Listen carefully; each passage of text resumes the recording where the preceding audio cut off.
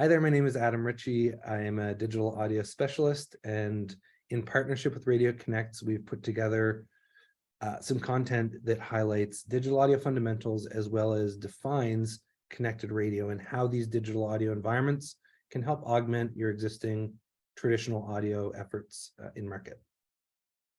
Thanks for joining today. We're going to go through an intro to digital audio in the Canadian marketplace. Digital audio is an effective means of extending the impact of traditional radio campaigns. Its flexible nature enables real-time performance insights, which can be used to optimize campaign performance in flight with real-time data.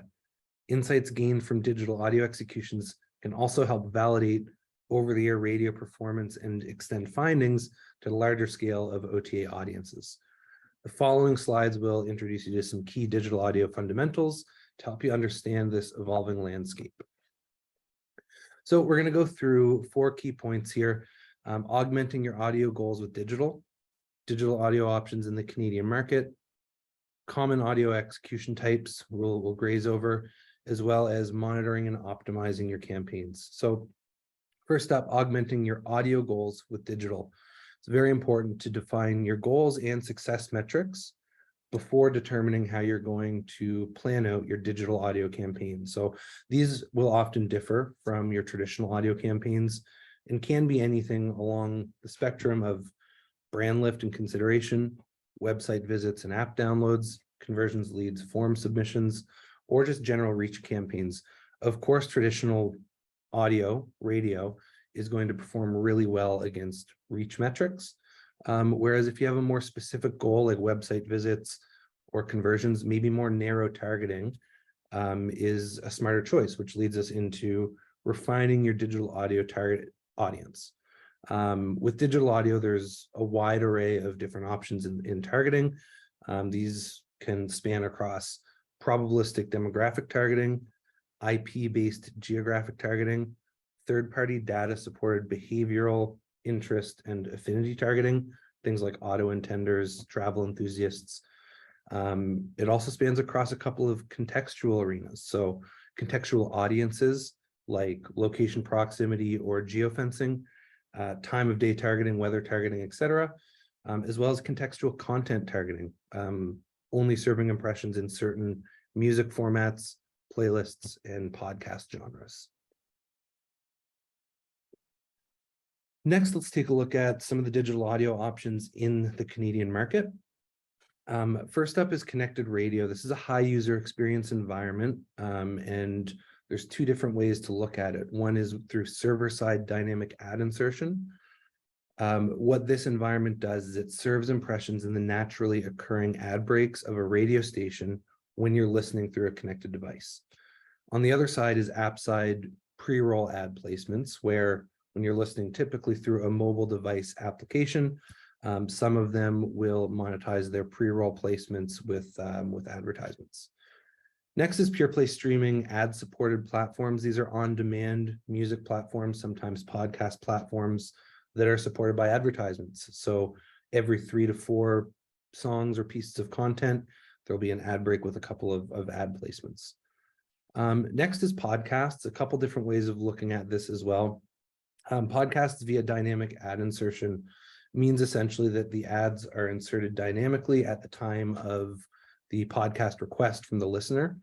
So these are more specifically targeted than your other option, which would be content integration or baked in ads, which is more of a contextual play in that the agency would be choosing certain podcasts, working with those publishers and content creators to sponsor the content itself. And then finally, programmatic marketplaces, where it's a variety of all of these things mixed up into as much scale as possible. The key here is that you're going to have less transparency than the other audio environments.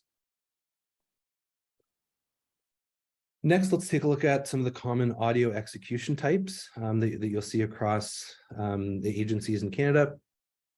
First up, host integrations. This refers to the podcast side, again, speaking about baked in advertisements. So this is where an agency team would essentially choose a variety of podcast titles and sponsor those and serve advertisements within them.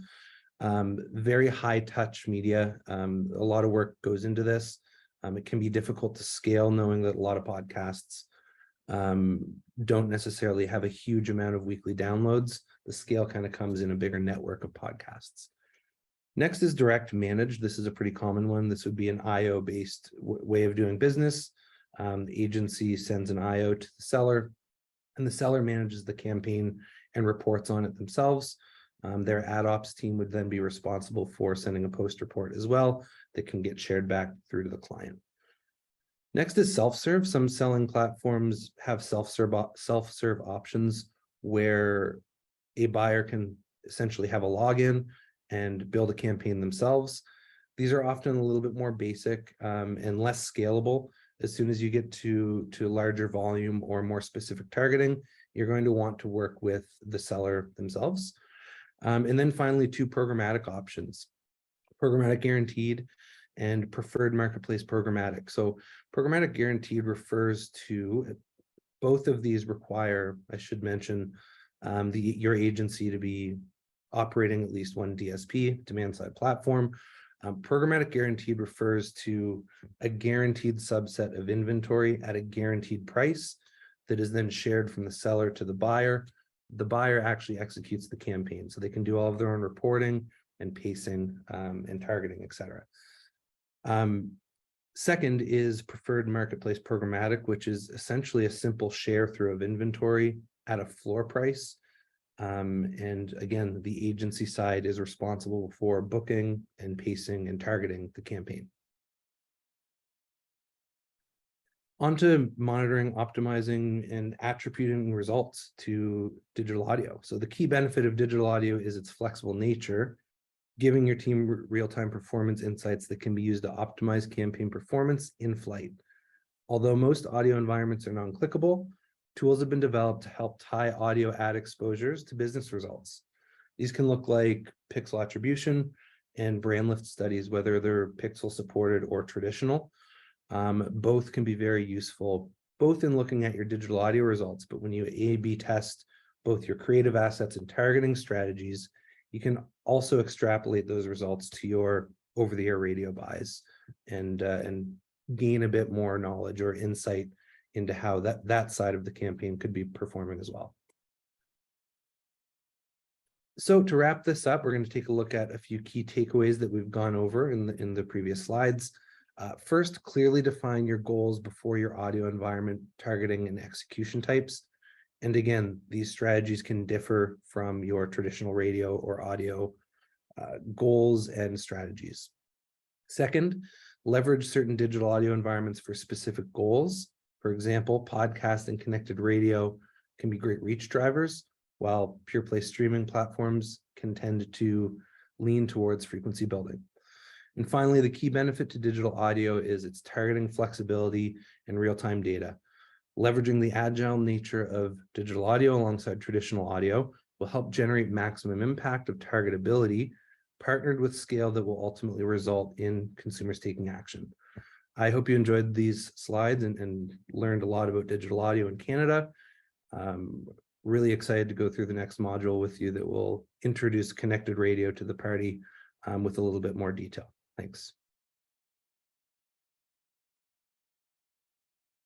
Thanks for joining this module where we're going to focus in on connected radio specifically. So now that you understand digital audio a bit better and how it can augment traditional radio, we'll transition to focus on specifically connected radio. We're going to define it. We're going to look at its local scale nationally and take a look at some of the unique targeting capabilities as well. So jumping right in, defining connected radio. What connected radio is referring to is live AM/FM radio streams consumed via connected devices connected to the internet. So anything from a smart speaker to a mobile phone through an app or a computer web browser. The key is that it's a live radio stream.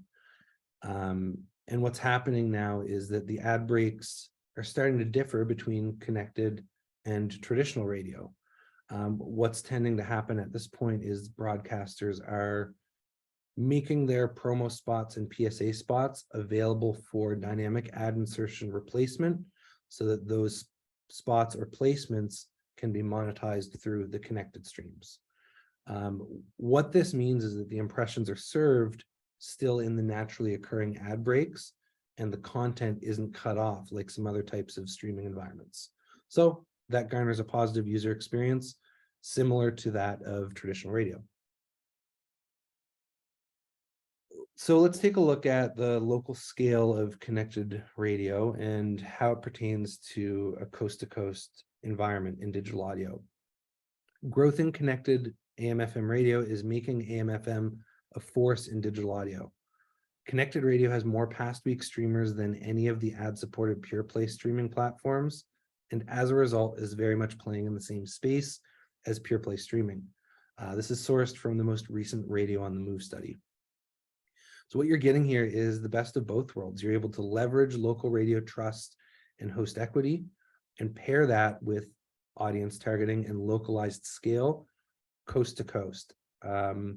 You're essentially levering the mass scale of over-the-air radio, again, which allows for hyper-targeting audiences based on your advertisers' needs.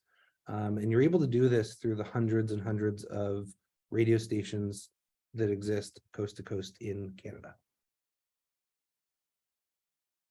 And let's take a look at some of the unique targeting capabilities available through the connected radio environment. Adding to its over-the-air reach advantage, connected AM/FM radio is growing, empowering radio to offer advertisers the full benefits of digital audio. Essentially, what this means is that it can do everything that ad-supported pure play streaming can do, but with even more scale.